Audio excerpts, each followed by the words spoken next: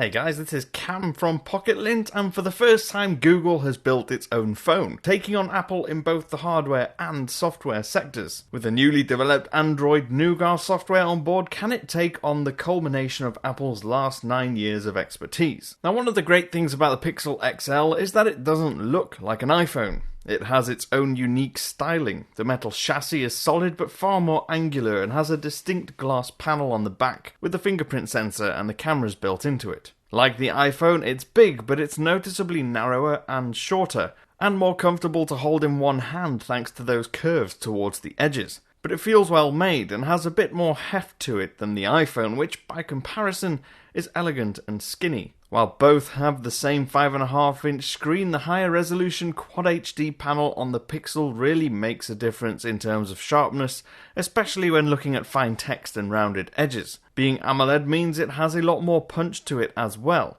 with its deep dark blacks and vibrant colours. Still, the iPhone prides itself on colour accuracy, and it's still a great panel, even if it's not quite as eye-catching as the Pixel XLs. After using the Pixel camera, most other mobile shot photos tend to look a little bit lifeless and lacking in depth. Apart from the odd issue with white balancing every now and then, the 12.3 megapixel camera takes some of the best photos we've seen on a smartphone, and best of all, it takes them really quickly. But the iPhone 7 Plus has a quality camera too, taking natural, well-balanced and sharp shots with plenty of depth. Let's not forget how useful that 2x optical zoom is for capturing faraway objects without losing any detail. Now, it's no exaggeration to say that there's never been a better performing Android phone than the Pixel. In fact, in the everyday transitions and scrolling through menus and switching apps, it feels snappier and more responsive than the iPhone. With that said, loading up the same game titles side by side almost always results in the iPhone loading them first. Both phones' batteries are more than enough to get through a day without needing to be plugged in, and with moderate use we got to bedtime with around 30% left on each phone.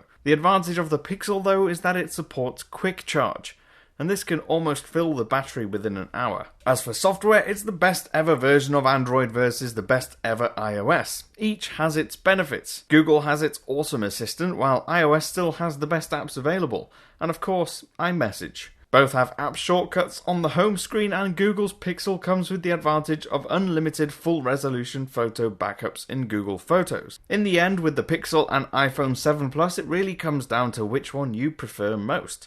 They're both incredible phones, and both available for the same price. If they're in your budget, you wouldn't be disappointed by either, we don't think.